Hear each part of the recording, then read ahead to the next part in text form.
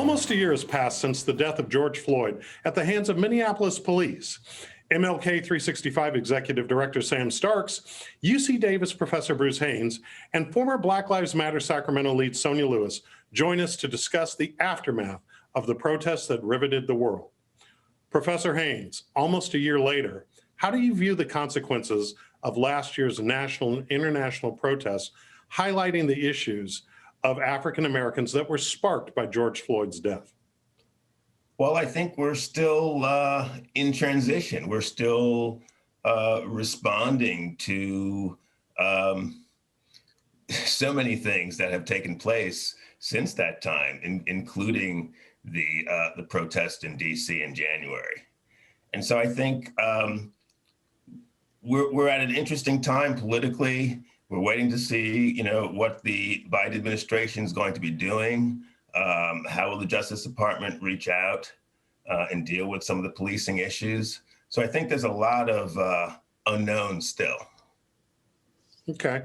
Sonia, from your perspective, what's different about the world today, almost a year later, after the uprisings were first took place? It's something that we have to wrap our heads around in regards to the amount of allyship that is out there. People who are more present recognize that the connection and intersections of struggle bring us together, and see, I think that there was a blinders that were removed, and that folks see more readily the inequity in policy and procedure when it comes to Black lives.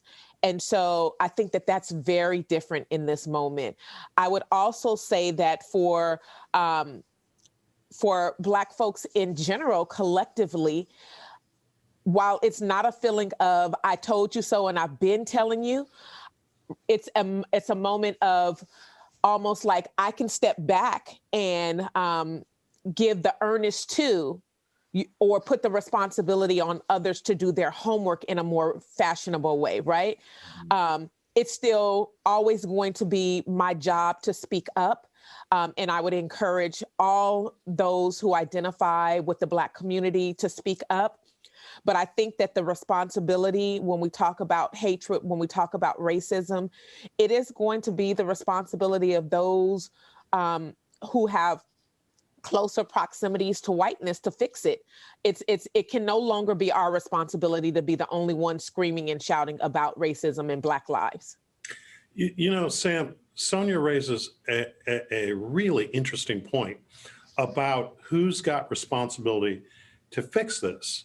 And I'm curious, from your perspective and the work that you've done over the decades with MLK 365, what has the last year revealed about the state of not only racial understanding of the issues that African Americans and others have faced, but the willingness of people to step up and not just stand on the sidelines in a sense of saying, well, I'm with you, but I'm with you over here.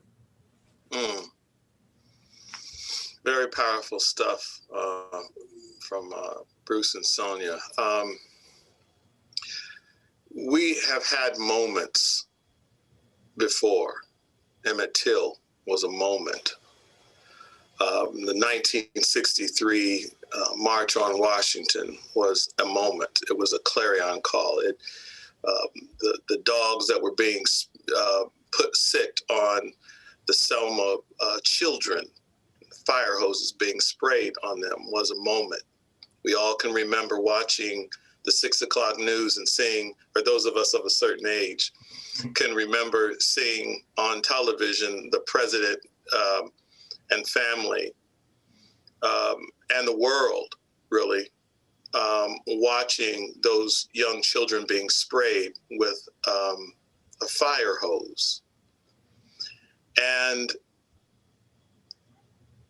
I would even say, and my role model in some sense is Douglas, who when Lincoln in his 1863 Jan 1 Emancipation Proclamation, and then subsequently opening the possibility for Black people to fight. He said, this is the time, and we don't deserve a freedom that we're not willing to put our own skin in. And I think both has to be true. I think there is nothing more powerful than an opportunity, as Victor Hugo would say. This time has come, and this is that moment, I believe, for this generation, that we have to really, yes, Black folks, but yes, the world. But we have to articulate it in a way that we have to push it. There's, to some degree, that burden is put on us, but at the same time, the technology has created a scenario, and we saw it with George Floyd, that the world participated. And Miss Sonia is right. It is now time for white folks to really, white folks of conscience. Let me just say that, because Dr. King would say that there are some white folks who want to see the Negro free as the Negro wants to be free. So we understand that there's a level of consciousness, and now's not the time for quietness. Now is the time to put your values, what you talk in quiet, put that into action. And I think this is that moment. This is that movement. So, well, Sonia, I want to come back to you based on what Sam said, because in terms of who has to step up, Black folks and others have been stepping up for a very long time. And you're speaking to the fact that people closer to whiteness have to step up and own this. But then at the same time, I hear a lot from particularly Black activists that, hey, you know what, it's not my job to educate you. I'm sick of educating any people. You know, you go out and figure it out by yourself. So how do you have impactful allyship and at the same time reconcile that a lot of Black people are tired, in their own words, of being on the side of interpreting and educating white society? Absolutely. So if we think about the history of the civil rights movement, the pickup of the Black Power movement, and then today's current movement of Black Lives Matter, when we think about those movements in and of themselves, we know that there have been allies that are extremely conscious that have stood right beside. I mean, go back to the NAACP. It was not necessarily an organization that was founded by, but for, right, Black folks. And so when I think about the earnest and the responsibility, I am thinking about those folks who have been in the trenches with us, have walked right alongside of us. Now you know, right? So there's a core group, and I don't call them allies because oftentimes allies get to go home to the comforts of their home. They throw up a few hashtags, they throw a few dollars at a cause, but there's not a conscious responsibility or an initiative to do this work and stand up for when someone else isn't asking them. So I'm asking for, and I think that there's a responsibility of folks to step up their game. You are now an accomplice in this work. You are a comrade in this work. You are an abolitionist in this work, because you know that there are some systems that are inherently, systemically, and intentionally, structurally, institutionally racist. And so it's your job, because of your proximities to whiteness. And I would say that some folks that fall into that model minority category, and even some of us Black folks who have closer proximities to whiteness, I recognize what mine are, right? I am even though I fall into the category of a demographic that is, in my opinion, still the most disenfranchised group as a Black woman in this country, I still hold, educational degrees. I've been employed for the majority of my life. I am married for over 20 years. My husband is employed. So there are some proximities to whiteness where I can get endorsed, where people who are in neighborhoods all across this country cannot get into. And so when we have this conversation about responsibility, First, I always want to say to white folks in particular, this isn't about shame and blame. Racism is here. And while we have to recognize that it's here, it's always been here. There are some benefits that come with your proximities to whiteness, with the structure of whiteness, with the white normative, with white supremacy, with white fragility, with white privilege, right? And so if we're going to be responsible in breaking down all of those structures and the powers that come from it, we have to be extremely conscious about where the labor is. And yes, it's almost like a dual response that yes, Black folks and the most marginalized folks need to be centered and lifted in those moments. We're talking about agency, but we're also talking about when it comes to the labor and the learning of what this struggle is. Come to the table with some knowledge is what my request would be. God, can I piggyback off of this? So I think one of the things we're talking about is justice. And when we're talking about justice, as Sonia is just saying, we're talking about racial justice, but we're also talking about the relationship between racial justice and economic justice. And I think we have to constantly remind ourselves that when we're talking about a coalition, we're also talking about a class-based coalition, not just a coalition of racial others, but a coalition of the economically disenfranchised. And those who are economically disenfranchised, some of us are economically disenfranchised precisely because of the color of our skin. But understanding the relationship between these two things are very important. Professor Haynes, I want to stay on the issue of enfranchisement, and specifically, did the uprisings of the last year and the BLM movement have any impact from your perspective as a sociologist on the outcome of the national elections? Oh, most definitely. Most definitely. I think we saw a generation galvanized, as Sonia indicated. We saw, and we saw it transcend generation. I saw friends of mine in their 70s who were not inclined to go to protests suddenly head to Sacramento in support of Black lives because they suddenly understood, even in the context of this pandemic, that they had to put their lives on the line to make the point about the value of our lives. And Sonia, you have been directly involved in the BLM movement, both in Sacramento, but also nationally.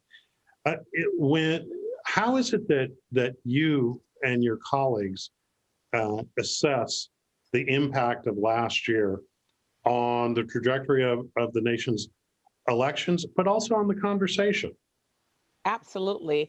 I think that we can't separate the two, that there are social movements that are impacted by politics and there are politics that are impacted by social movements. They go hand in hand. When I'm thinking about justice, I'm also thinking about joy. And so Black joy is revolutionary, right? To see Black folks in a state of being successful and thriving, not just a matter of survival, right? All of those things are political. I did, with my organization, I did a Kwanzaa celebration. And when I posted it on Facebook, this is how political Black joy is. The concept of Kwanzaa is a political, and I thought it was, a celebration of Black culture. That's what I know of Kwanzaa. But when you put it in a search engine and when you put it on social media, it has some red flags that come with it. And so that tells me that just being Black and living the Black experience is extremely political. And so we cannot ever take away that aspect of who we are as people.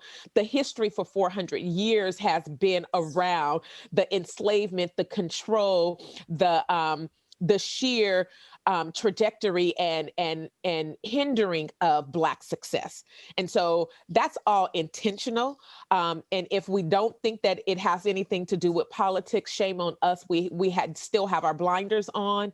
When we're talking about a national perspective and January 6th, and to be particular, as a person who has been on the front line of organizing, I can't tell you the visceral, reaction I had to seeing individuals who don't look like me have the freedom and liberty to go into the state capitol and not have tear gas shot at them, not have rubber bullets shot at them, not have several hundred arrests. I mean, go back to the night in the Fab 40s right here in Sacramento, and you had 87 of us who were arrested, right?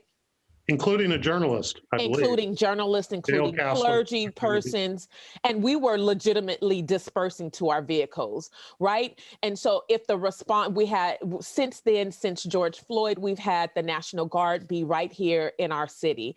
I know what the smell of tear gas is. I know what the sound of rubber bullets flying past my head feels like. And so it's almost a slap in the face to individuals who have been on the ground fighting for Black lives when other folks are fighting for a seemingly patriotic or a flag or a person who lost a political race. And so that opposing reaction or lack of reaction is extremely political in and of itself as well, right? We have to connect the dots to how all of these systems that we rely on. We have to rely on the housing market. We have to rely on employment to pay our bills. We have to rely on the education system to educate our children. It's illegal for them not to be in some school setting. We have to rely to a high degree on the medical infrastructure. And we rely on the voting apparatus as agency to our voice of who we want as elected officials. And so if any of those 5 systems are compromised, then the politicalness of that is that I don't have a voice and that I am not welcome to participate in the process of democracy. Sam, I want to build on what Sonia was just discussing about what happened at the state capitol last year. When you think about the events of the past month at the U.S. Capitol, with protesters taking over the U.S. Capitol, if you substituted out the people who were involved in the George Floyd protests with the folks that were marching on the Capitol, if those folks from the George Floyd protests had been at the U.S. Capitol, how would the response have been different? I mean, is that a question? I mean, this is not me being flip on your question, but, is that a question? The truth of the matter is there would have been bloodshed. And I've had conversations. And what does that indicate to you? What does that reveal to America about itself? Well, to me, there's a number of different things. You have a majority of people in America, and it's really traceable. My white brothers and sisters. And you have, to the professor's point, an economic issue, one that they are dealing with like we're dealing with, an economic issue, where you're talking about 1 to 10% that is economically doing okay. And then you have a great majority that by and large, the war has funded their existence. Government grants has funded their existence. Land grants, GI bills, social welfare, SSDI, Social Security, over the years has funded this existence of this large class that has been the beneficiary of a white privilege, of a white skin that has to some degree lost some of its value. And that feeling of being, that my white skin is not generationally able to be passed down. Doesn't carry the value that it used to carry. And by your presence, by your protest, you are diminishing that heritage that I have. And America understands this. There's a wonderful book called White Trash by a professor that talks about that majority. And she is a white professor who talks about that majority that this government has basically subsidized from the very beginning of America. And we have to come to grips with them because they're not going to be so quick to understand a privilege that they don't see themselves having. The privilege of their skin, they may say, is a heritage. And they marched on that Capitol as if it was their capital, as if it was their home, as if they were redeeming, taking back, if you will, making America great again, if you please. And that's not the first time we heard that. And the Republican Party, as we know it today, I always say to myself, we made peace with the Confederates too quickly.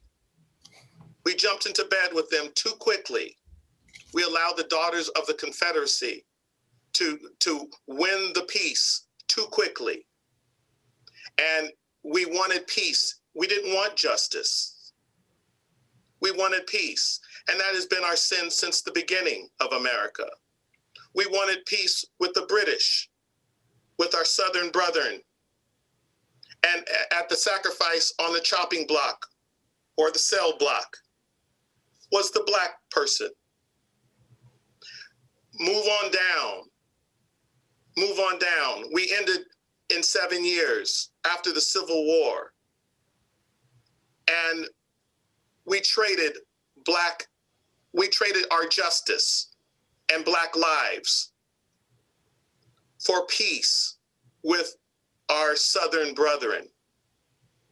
And we've never come to grips. We've never understood.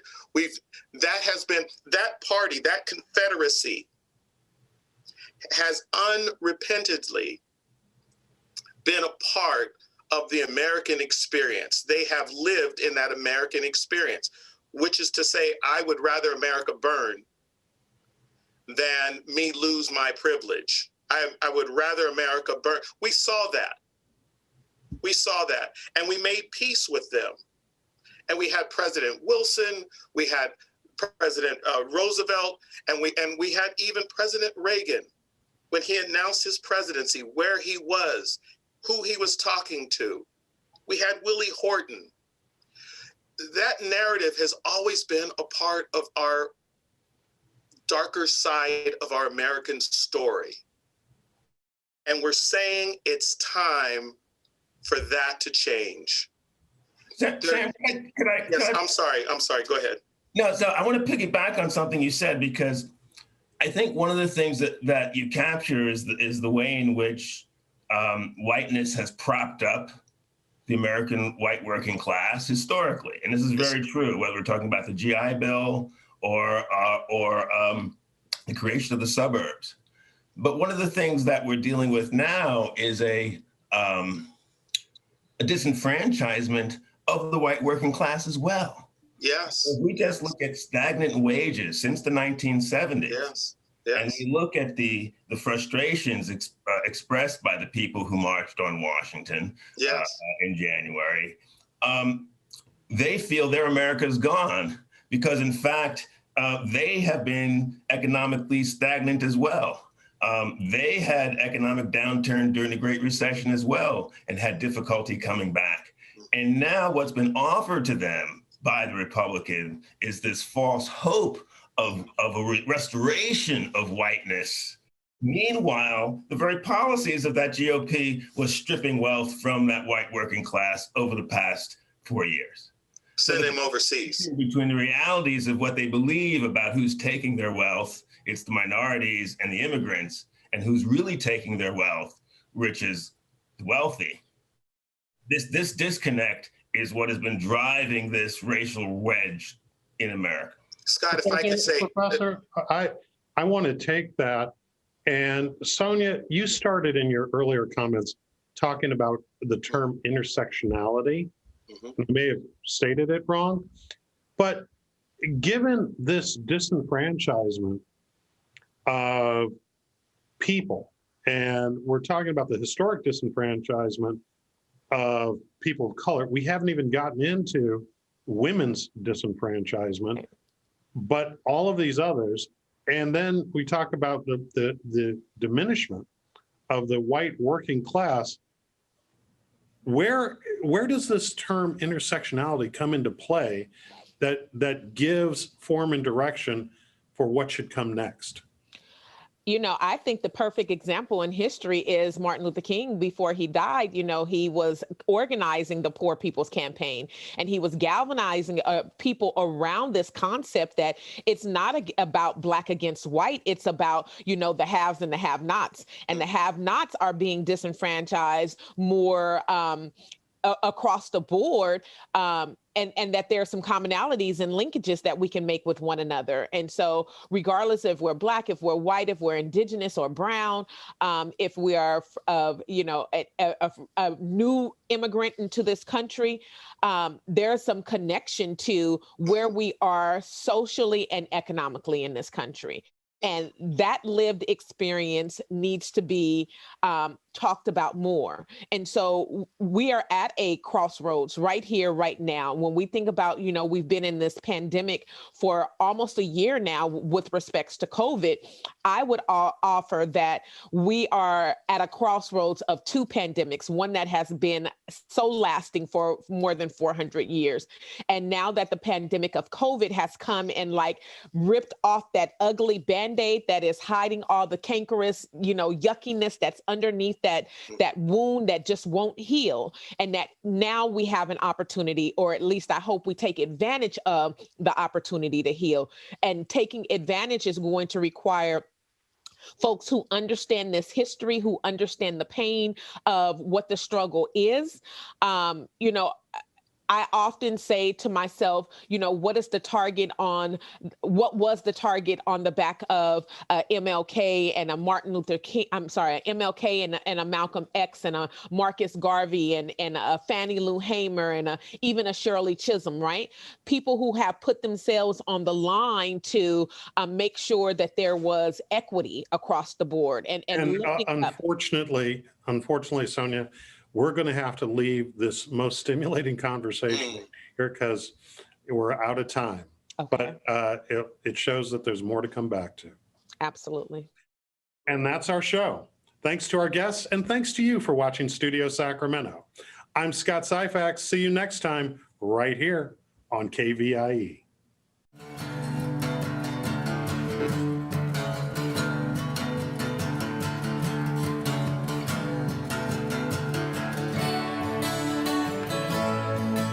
All episodes of Studio Sacramento, along with other KVIE programs, are available to watch online at kvie.org/video.